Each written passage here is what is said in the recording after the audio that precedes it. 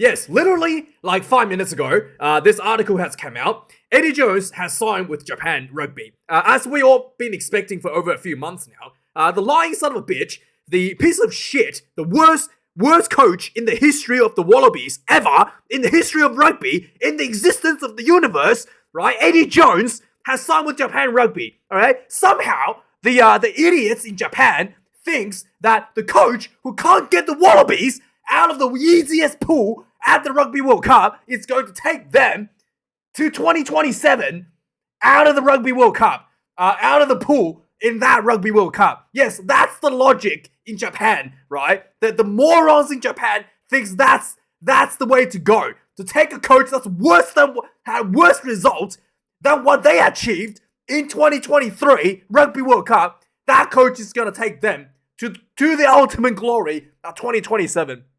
Good luck, Japan. By the way, first of all, I wanted to point this out as well. This is something I've been thinking quite a bit, right? When it comes to rugby, alright, we all like to pretend that we live in some communist paradise, that all the unions are together and we're all making money trying to make the sport better. Fuck no! Okay? Wake the fuck up! The unions in the Northern Hemisphere is out for themselves at all costs of all the other unions, especially unions like Japan. They don't give a shit about the well-being of other unions around the world. They only give a shit about themselves, okay? They only give a shit about themselves. Let's wake the fuck up. The Japanese union, alright, along with some other northern unions to some extent, are not in it to make money for the greater good. They're in it to make money for themselves, okay? And let's make this very, very, very clear, okay? Let's wake up to the fact that they're a competitor to us, okay? When I say us, I mean New Zealand, Australia, and South Africa, and to some extent, Argentina as well. Why do I say that? Because unlike New Zealand, South Africa, and Australia, the Tri-Nations, right? Unlike the Tri-Nations, we're actually all in it for the greater good as a unit. As a three-nation unit, what we do is we make the game better as a whole, right? Australia, we don't take players from South Africa. We don't poach players from New Zealand. New Zealand don't poach players from the Wallabies, right? We share financial fucking statements. We share the money around. We try to make the sport better as a whole. We're all in this together. So if you're in New Zealand watching this, if you're a South African watching this, you gotta get this in your head, okay?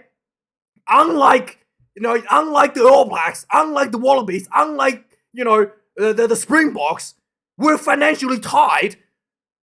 Japan Rugby is in it for themselves, and they have no problem of destroying us.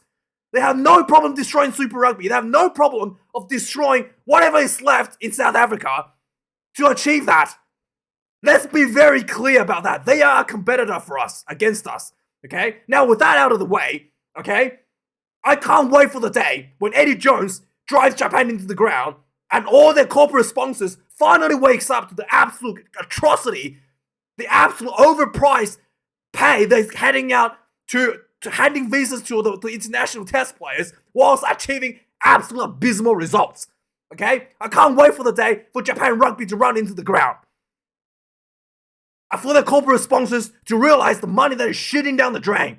The best Japan Rugby can hope for is for them to maybe not get flogged by the All Blacks B team after so many years of talent poaching, of free visas handing out, free citizenships handing out to any person who can pass the ball. They still can't produce a team that is remotely competitive, that can produce a team that can sell tickets when they come to visit in Australia or can visit any other country, in fact. That can put bumps on the seats, put TV viewers on. They still can't do that anywhere outside of Japan. Right? Let's get that straight. Japan Rugby is absolutely not our friend, and they're absolutely driving other unions to the ground whilst achieving absolutely no financial benefit to any of us. Let's face it. And let's not forget. Okay, Eddie Jones, I have no doubt, decided to suddenly let's build to the future because he had an interview with Japan. Because he wanted a way out. He wanted an excuse to leave. Let's face that. And the Wallabies campaign was driven to the ground by Japan at the Rugby World Cup. Let's not let's not fucking kid ourselves and try to blame the overarching enemies in the Rugby Australia headquarters. Try to blame the lack of grassroots. Try to blame it on injuries. Let's not kid ourselves. Eddie Jones completely changed the way he wanted to approach the Rugby World Cup because of the interview with Japan. And let's face it, we could have easily got out of the pool if Eddie Jones hadn't done that. Hadn't decided to put a bunch of rookies who hasn't even played a single game in quarterfinals of Super Rugby to represent Australia at the Rugby World Cup. He would not have done that. And by the way, if you think what Eddie Jones is building for the future, he was lying as well. Richie Arnold, 33 years of age, Eddie Jones debuted him. Played just about every game at the Rugby World Cup. In fact, just about every game this entire year for the Wallabies. Breaking the Guido's law, by the way. You're not allowed to debut a player that plays in France. That's not allowed. Eddie Jones did it anyway. Despite that, he still can't get the team out of the fucking pool. And this guy is going to take Japan to 2027 to success. Okay? My God. Let's just remind ourselves the absolute shit. Everybody knows Eddie Jones don't shit out of his ass. The shit comes out of his mouth instead, right? He goes to the toilet with his face into the bowl. Everybody knows that. Go through it and then move on from it. Did you do a job interview with... You can tell this guy. You can tell Dave Parecki's reaction. He knew exactly what's going to happen. Look at him. Look at Dave Parecki's reaction. So what was the thinking? I don't know what you're talking about, mate. Just, everybody knows. We have proof. Eddie Jones shits out of his mouth, not out of his ass. Let's move on. Okay, and as we kind of talked about last week, Nawaqanitawase, the most prominent winger in many, many, many years for Australia, 23 years of age, has signed with the Roosters, has decided to play rugby league instead. Him and Joseph Swali'i, who has never played a single game of of professional rugby, right, had done a swap. And Nawaqanitawase, allegedly $600,000 for 2 years. He's not even going to bother with the Lions tour. Okay, he's woken up to the absolute atrocity, the absolute garbage at Rugby Australia. He's taken $600,000 and told Rugby Australia to fuck you with the Lions tour. He's not playing. Take Joseph Swali'i and you can debut him at the fucking Lions tour because he knows, right? He knows that's going to happen. He knows Joseph Swali'i is going to start ahead of him despite being absolutely atrocious. No matter how good or bad Joseph Swali'i is going to be, he's going to get the spot anyway. So why would Nawaqanitawase waste his talent and time, right, fighting for a spot that's already been handed to somebody else because they paid him $1.6 million a year, right? So yeah, Marky Mark, good on you, mate. You have gone to play for the Roosters and for what? For $600,000 a year, and we're going to get Swali'i for $1.6 million a year, and who's never played a single game of professional rugby. And he's going to be playing at the Lions Tour, debuting at the Lions Tour, guys. So yes, I'm going to be really looking forward to that day, ladies and gentlemen. Anyway, let's move on. Let's move on to some real news whilst I got that rant out of the way, right? So this is not the biggest, Baptiste Serum, one of the replacements for Anton Dupont, who's playing sevens, is injured to a shoulder injury, dislocated shoulder. I'm pretty sure Baptiste Luku, it's going to be the replacement for Dupont, right? So I don't think it's going to be not going to be too much of a loss for the French team with that regard. Henry Arundel has confirmed that it's going to be staying at Racing 92 to 2026. There were some rumors that he was going to come to play rugby league for like the worst team in Australia as a joke. It's like whoever made that offer to him has to be an idiot, right? Like if the Roosters offered him, I'm sure he would have taken it. Because let's face it, right? The salary cap at the Roosters is somehow a lot higher than any other team. But, no one's going to go play for the the worst two teams. Not the worst two teams. Tigers is the worst team, I'm pretty sure. Nobody's going to go play for the Tigers especially with someone as big a name as, as big of a name as Henry Arundel. So the Champions Cup the weekend. So a lot of you guys have been telling me I should watch the Champions Cup. So I did. Watch the Saracens, who were the Premiership winners last year. and I watched like a third of the England starting team getting sent off in one game against against who? Against the Bulls, I think it was. Yeah, against the Bulls, right? Like literally, the Toji got yellow carded, Billy Vunipola got red carded, and I think there was like 2 other yellow cards as well. I can't even remember. Like it was literally like, and they're all like England starting team players, right? It was really, yeah. And I saw Owen Farrell kicking the ball out on the floor like an amateur. It was just not the greatest, display. And the Bulls did able to walk out with the win. There was a bit of booing going on with Owen Farrell when he was kicking, and what it is, right? And so with that booing, let's just quickly have a look at the booing issue, right? So Jake White actually came out and said that he actually apologized for the booing on behalf of the Bulls. And I mean, you should really, and you really shouldn't,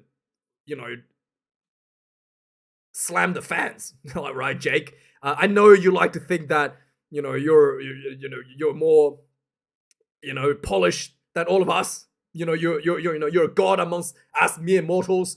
You're better than everybody else, Jake. You have won a Rugby World Cup, so yes, you are probably better than all of us. But hey, as fans, we pay our money and we do what we want to do, right? Like if I pay money, I want to go to the stadium and boo Owen Farrell. That's what I want to do. You really shouldn't bash the fans for what the fans wants to do. And anyway, I don't think Jake White needs to come out and really try to soothe that with Owen Farrell, but he did get booed quite a bit. So Caleb Clarke has taken some time off to train with the Rabbitohs in his preseason preparations for the Super Rugby. He has not signed with the Rugby League, by the way. It's just doing some training. We saw this with a lot of the All Blacks as well. So it's not something that's super outrageous. I'm pretty sure Geordie Barrett was training with the Storms last year. And I think Beauden Barrett did some stuff as well. But I know Geordie Barrett definitely trained with the Storm last year, so it's not like they're going to code cop or anything. It's actually a really smart way to develop your skills, especially when it comes to playing as a winger. It's probably one of the only positions that actually has transferable skills between rugby union and rugby league. So he's taken the opportunity to polish his own skills, as we know that Caleb is one of those talented players in the All Blacks, but he hasn't been able to deliver for the All Blacks for recent times. So it's good to see that he's actually taken the opportunity to develop himself and try to get himself back in that top pecking order for the black jersey, which is really, really good to see. There was a bit of a fang alteration in Munster in Ireland. There was a fan that grabbed the jersey on a Bayonne player, Konstantin Mikau Tadze. There was a bit of and he almost punched him, the lock, and his, like some of the team members from the other team, for one of the Munster's player, basically grabbed him, stopped him from punching the fan. It would have been pretty bad if he actually punched the fan. So the fan who started incident is banned by Ireland Rugby. This was a game that ended up with in a draw. So there was another game that was quite big in the Champions Cup. Leinster versus La Rochelle. Leinster in France. La Rochelle is home. La Rochelle came second in top 14, losing to Intermac. I think it was Stade de France. Toulouse. Yeah, Toulouse. They lost to that. So they are on a bit of a revenge tour back with the Champions Cup, and Ronan O'Gara didn't do any favors getting himself. Sorry, this is just Spider here. Getting himself banned off the field as well. This was a game where La Rochelle lost 16 points tonight. I did watch this game. Their set piece was atrocious. Like the lineouts were just not working. They had plenty of opportunities to strike at the try line and only to lose the lineout after the penalty. After the 5-meter lineout attacking option, which is just really something that Ronan O'Gara would be just probably have a lot to say about that after the game. Phil Ward came out last week. They had a board meeting, and in the board meeting, they think that the game needs to be speed up, and that's why people don't want to watch Super Rugby, because the game is too slow, right? Yes, Phil. That's why people don't want to watch rugby, because the game is too slow, man. Yeah, whatever, dude. Anyway, moving on. The Harlequins has beaten Racing 92 in Paris. This was actually a quite entertaining game. Despite I watched this game myself, the grass looks absolutely atrocious for some reason. Looked like mud, and someone just spray painted to green. Right? It looked horrendous. And then this was a game where I think the Harlequins was behind, and then Marcus Smith really showed that his quality. It's good that Owen Farrell is not playing international test matches anymore, because Marcus Smith really deserved a spot to show his talent for the national team and really take it to the next level. Like the decision making, the sharpness. I think he scored a try as well where he like stepped in field. It was just really well executed for the Harlequins. Especially this was an away game in France. Leicester Tigers has beaten Stormers C team, B team, C team. I don't know. It was a bunch of people wearing Stormers jersey. I don't know, like half the team, that nobody knows who they are, and half the team. But the Stormers really fronted up in this away game against the Tigers. Tigers obviously has a new coach, Dan McKellar, the former Brumbies head coach and former Wallabies assistant under Dave Rennie as well. So Stormers put on the B team, and they really just put on a lot of physicality and had a pretty decent goal kicker. There was they debuted some young kid who landed just about every goal. And in the end, there was, Vunipola was able to steer the team to a narrow win, 35-26. Considering at home, this should have been a one-sided affair for, and also considering, the Tigers had massive Springbok names like Jasper Wiese, Vunipola, obviously, in their folds. This should have been a massive win for them, but yeah, it didn't turn out to be. The Stormers was able to put the Tigers under a lot of, under a bit of a cold sweat before losing the game in the second half. There was some fixtures being announced next year in July. The summer series, Ireland will be visiting South Africa for the first time since 2016. So man, it's been a long time now. It's like almost 8 years. Yeah, 8 years in the making. This time they're only going to be playing 2 tests instead of 3, with one additional test for South Africans to be played against Portugal on the 20th of July. So it'd be like 6th of July for the first game, and then it'll be next week will be like the 13th of July, and then the week after that, the 20th of July against Portugal. So instead of 3 games against Ireland, it'll be 2 games and then 1 game against Portugal. Next up, Kevin Singfield, the England assistant coach, former Leicester Tigers assistant coach as well, has done 7 ultra marathons in 7 days. Okay, this guy's insane. In case you don't know, ultra marathon is 100 kilometers. So he ran 700 kilometers in 7 days. Okay, that is insane. That is actually insane. I've done 1 ultra marathon, and it took me 16 hours. 16 hours, just under 16 hours to complete, like 15 hours and 55 minutes or something. And that was, literally sunrise to sunset. I could not walk for like 3 weeks. Like I couldn't, like literally I couldn't bend my legs for like 3 weeks. It was insane. It was way too much. And this guy did 7 of those in 7 days.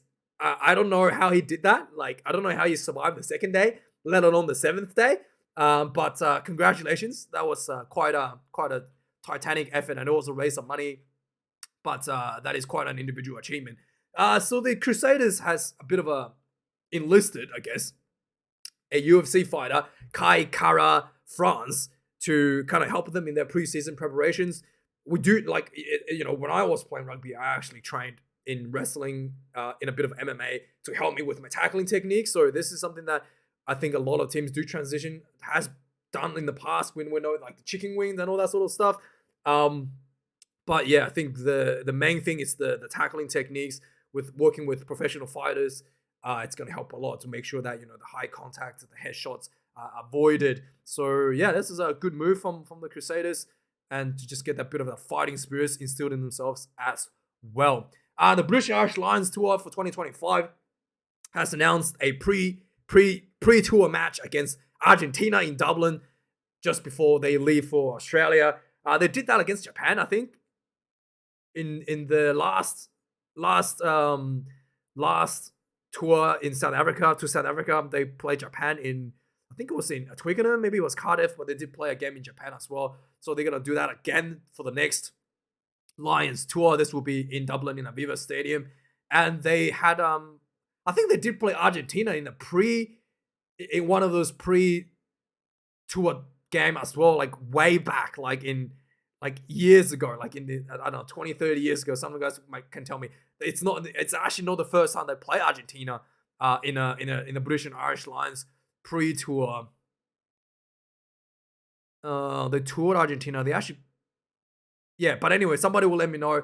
Pretty sure that's happened before, from memory. Finally, one of the major league rugby, which is a rugby union competition in New York, in America, the New York brand, is going under. Yeah, the winners actually of 2022. So last year, the winners from last year actually is struggling with the financials and not able to. They have to come up with money, otherwise they're gonna go under. Yeah, that's pretty tough for Major League Rugby. To be honest, I try to watch a bit of Major League Rugby. The quality seemed really poor. It was literally like watching someone streaming it on an iPhone, and I'm just like, how can this be a professional? I mean, like, yeah, they haven't really done a good job overall when it comes to presenting the product for Major League Rugby. That's something that Super Rugby needs to improve us. So I think it's more important to present the product better than just speed the game up and put the onus on the referee to make the wrong calls and all that sort of stuff, and put a player safety at risk. I think they need to really think about delivering a better product with better commentary and so on and so forth. Anyway, that's the news today. So a bit of a rant at the start. I'm actually having a pretty bad day today. I bought some eggs, and you know the egg carton that they started making them out of, I don't know, like the box. They're trying to make it out of like the shittier the boxes. They're trying to make them out of the recycled materials, and it's just like getting shittier and shittier. And the whole box just fell apart when I got home, and it just like literally all 12 eggs spilled all over my kitchen floor. And now my whole place smells like eggs. So I'm going to go and clean that up a bit more. I've already cleaned up most of it, but it still smells. I'm going to go try scrub it a bit more. But anyway, guys, thanks for watching this. Hopefully you had a better day than me. And like, comment, subscribe. Thanks to anyone who donates money, supports me financially. And have a good day. I'll see you guys next time. Cheers.